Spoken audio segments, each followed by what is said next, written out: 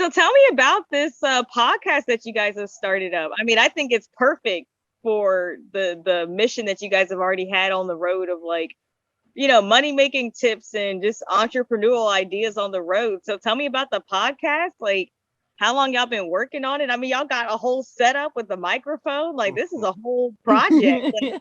Kadedra and everybody, what's up? What's up, y'all? This is the Travelin Hustlas podcast where we educate and motivate digital nomads on making moves to achieve financial freedom and entrepreneurial success on the road. So we're breaking down the silo effect within the nomad community and providing actionable steps for people, hustlers trying to become digital nomads. I'm Lavelle. And I'm Paris.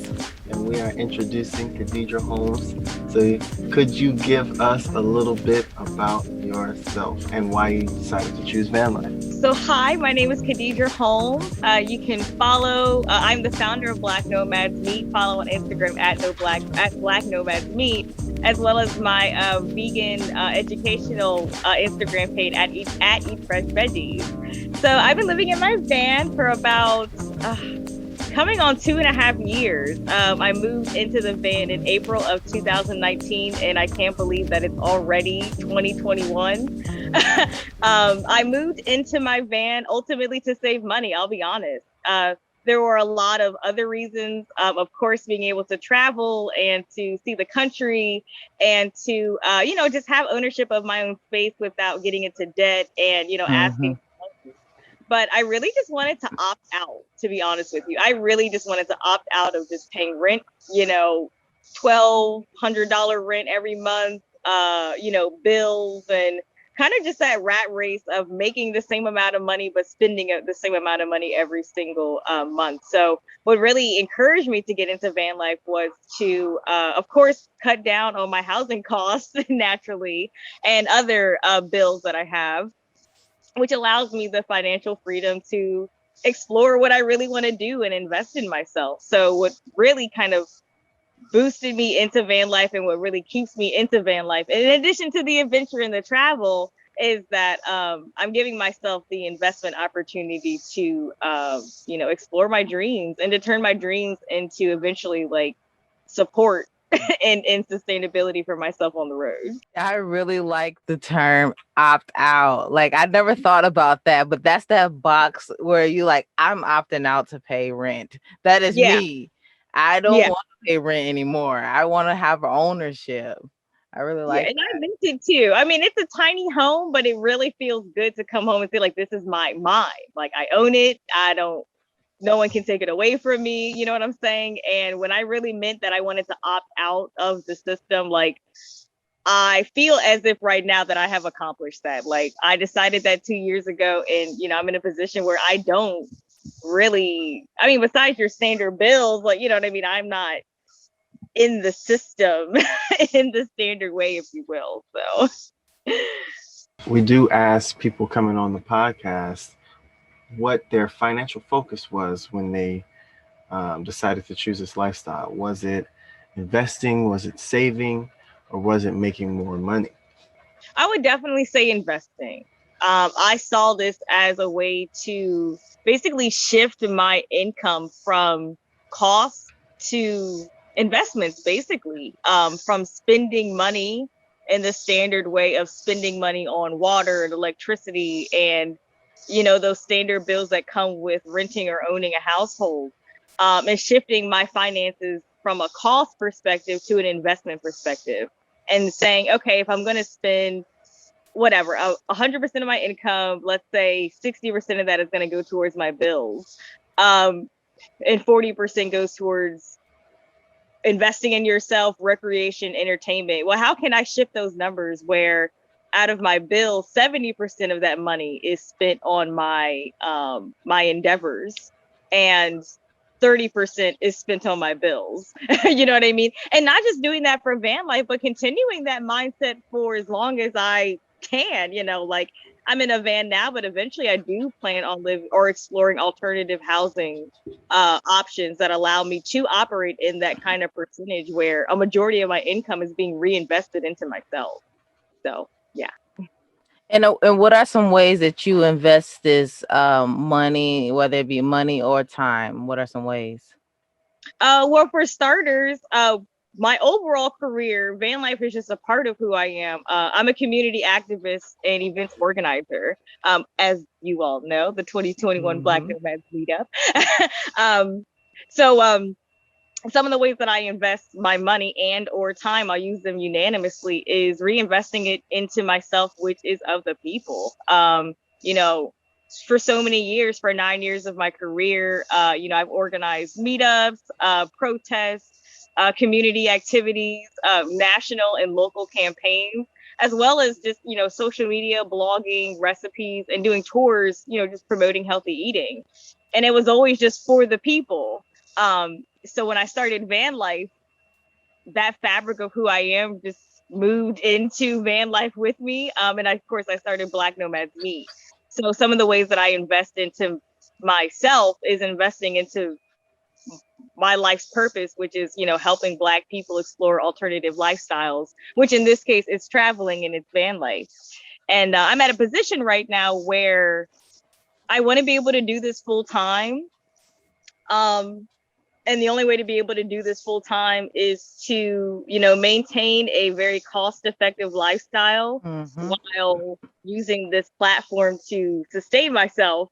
And then, of course, being able to sustain myself will eventually allow me to do many other projects like more meetup, tours, traveling the country, and promoting van life to the Black nomadic community. So. And so how did you get into activism? I know we had a conversation about it, but I think it's important for the audience to also know, how did you get into activism? Yeah, good question. How I got into activism. Okay. It all started when I was born. It started when I was born. No, Rose, real talk though. I've always been just a social ass person. I don't know if I can say ass. I'm sorry, I just said it twice. I've always been a social person. And I've always just been like being around people, So when I got a little bit older, and when I turned about 17, 18 years old and I started going to college, my passion for food was always just cooking it. You know what I mean? It was never, something I thought that I would mold into a career of any sort. It was just a passion. But when I got to college and I started getting more interested in my health and I saw the lack of resources that I had on my own college campus, it opened my eyes to the lack of resources that we have, not only in my immediate community, but like in America in general. Affordability, accessibility, especially as a college student, paying all that money, but not being able to eat on my college campus because I'm vegan. So what really got me into activism, personality wise, I'm just a people person. But when I started being independent and being able to make my own choices for myself going to college, I was like, this needs to change. Like, I'm investing into my college and, I'm paying my college. And in the greater scheme, we're paying our government, you know what I mean, with our tax dollars. And yet we're not able to afford or have accessibility to healthy plant-based foods. So it really pushed me into activism was, look, if we're paying for these things, we should have a voice in our consumer choices. And that thought led down this awesome 10-year journey of community organizing and bringing people together and just education of things that are, especially in our community, Black community, things that are systemically not, or places where we're systemically not represented, as well as resources that are systemically being kept from us. There's a lot of brands and programs and grants that we literally just don't know about because we're not exposed to. So very interesting background there, and especially for social responsibility, you are one who is taking that responsibility. But so getting into the juice here on the Travelin' Hustlas podcast is some of the ways that you make money on the road. Could you tell us some of those? So I have recently transitioned into being an absolute full-time nomad. When I first started van life, I was still kind of staying stationary because I was doing events locally. So, I kind of was still involved in many organizations locally. We got paid through nonprofits and donations. So long story short, I wasn't making a lot of money. But then again, I was also working. So for me, it was just supplemental income. Right now, currently, I am working a part-time job at an organic grocery store. So I work about 15 hours there. And the strategy is to use that money to sustain myself and, of course, reinvest into my projects. So currently, I'm making money by having a part-time job while also, hence, I'm staying on this beautiful farm right now. So having a short part-time job, which is still in my field, it's still an organic grocery store doing what I love. And also for the rest of my week, I make money. I'm sorry, y'all. My phone just fell. Can you guys see me? No, we can't see you, but we can hear you. Oh, I figured it out. Oh, this is a new machine for me. Okay, can you guys hear me? Yeah, we can hear you. Okay, it's a new app for me. Okay, guys, I'm learning. Oh yeah, how I'm making money on the road right now. So yeah, I have a 15 hours at a part-time job, and then I also make money from the brands that I've built. So through Black Nomads Meat, I work with sponsors and major donors to be able to supplement myself as well as the project, as well as through Eat Fresh Veggies. I do personal consultations, so go on my Eat Fresh Veggies to find out more. But I do personalized consultations, helping people learn more about plant-based eating and the vegan lifestyle. And through that, I also work with sponsors and donors as well. So generally, that's the long-winded answer. But generally speaking, of course, I have my part-time job, but eventually I want to grow into being able to full-time supplement myself through crowdfunding, sponsorships, major donors, and as well as just, selling merchandise, on the side. So all of that is kind of being built right now. Now that the meetup is over, I'm in this situation where I'm moving from being broke and working at a part-time job to being able to, do this full time. So yeah. And so out of all those ways of making income, which ones did you do before starting van life, and which ones did you venture into once you began your journey of van life? So before van life, I was always working with sponsors. So through a couple of organizations that I helped co-organize and co-found, we work with major donors and sponsors to supplement the money that way. So through nonprofit, so of course, when I started van life, I basically just took my experience with working with crowdfunding, donations, and then working with major donors and sponsors, and just took that from plant-based eating, which is where I came from, events management and healthy eating, and then just moved it into doing the same thing with Black Nomads Meat. So just took my experience from that, and then just was like, all right, well, I'll just do it again, with this lifestyle now. So some people find it easier than others to locate employment or locate means of income.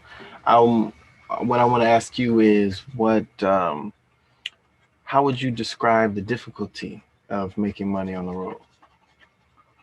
I would say, which is what I'm moving through right now, is mentally transitioning from stationary income to mobile income. We have truly been raised to think, all right, I'm gonna work 9 to 5, raise enough money, put a down payment on a house. You know what I mean? We've been trained to work in one place. So when you get on the road, technically speaking, I can tell you it's internet, you know what I mean?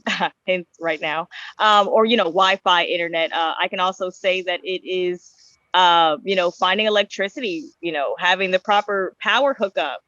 Because a lot of times we have to decide between our blender and our laptop. Right. We're really out back, what I mean? Like, we really got to decide. So those are the small things that we can navigate. But the mindset is, we get it. We buy these vehicles and we set up, this plan to live on the road full time. Yet we struggle to transition from that full time job that we had, that we've been at for years, and then suddenly having to live in a different state or a different city every other week, boondocking in different sections. So that transition mentally can be discouraging, doing something you've never done before, which is whether it's telemarketing or crafting a career like what I'm doing, basically from scratch of like, okay, how can I travel and eat at the same time, and so it does take a lot of courage and it does take a lot of creativity. But when you do sign up for living, it depending, I mean, some people want to boondock and stay in one space, for years, and they just want to live in their vehicle.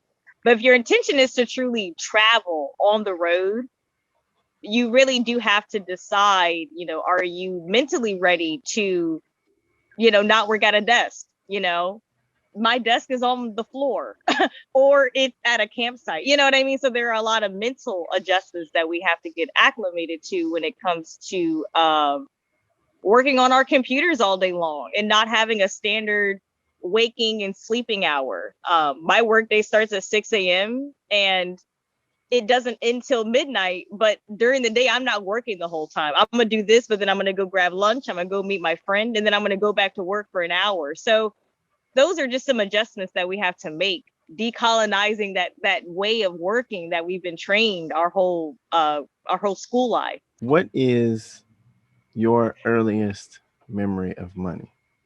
Like the purest, earliest memory of money that you have? I no one's ever asked me that question before. My earliest memory of money. All right, give me like 4 seconds. Let me think really quick. 4. I'm just kidding. Well, I remember my grandmother giving me like $5. Like my first experience was with money, was being given money and not knowing what to do with it, not knowing the value of it. And then I think I bought something like silly, whatever, something a kid would like. And I got my change back and I did not understand why I had more bills than the bill that, a $5 to a $2 is, physically as a kid, I just see $2. I see 2 pieces of paper and I'm like, why am I getting more back? So my first understanding was money was not a good one. Hey, at least some people, they haven't been given that $5. But so that is definitely an interesting experience. Birthdays. I just remember getting a couple dollars here and there from uncles, aunts, grandmas, grandpas, and then that was it until I got a job. So yeah. Now our idea of money is so different. Like, yeah, it's crazy. Not do that much is like nothing now. We were just answering this question the other day, and I realized when Lavelle threw the question at me that I didn't answer the question. And I was like, oh, after we got done, I was like, did I answer the question? But I would say my earliest memory with money was when I used to get like a couple dollars from my dad. We lived off of welfare and stuff like that. Once my dad got hurt and he became really strung out on drugs. So he would give us like a couple dollars here, a couple, first of the month.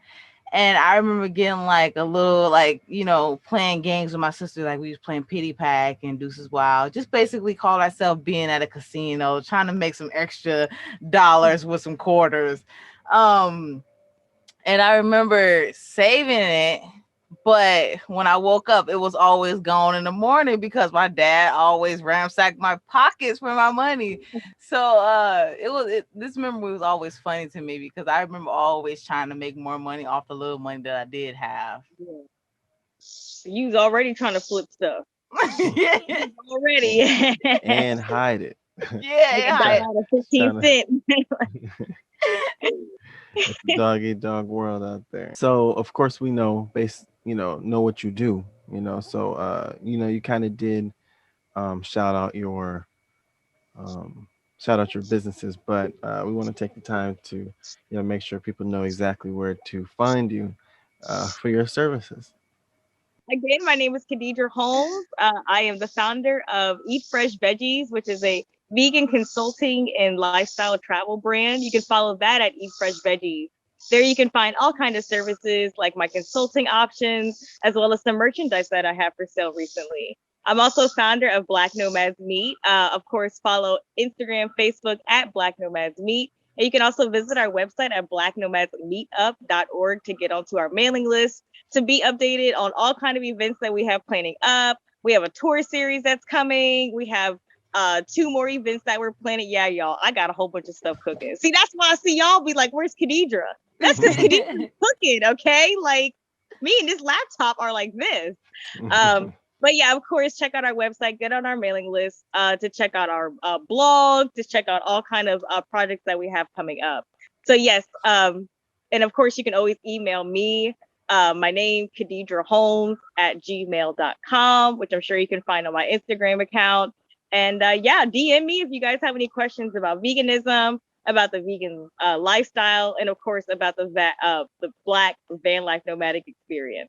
So yeah, thanks. Yeah, so just, as we close it out, I just want to thank you again for putting on Black Nomads Meet 2021 and 2020, the online version, the pandemic response, emergency response event.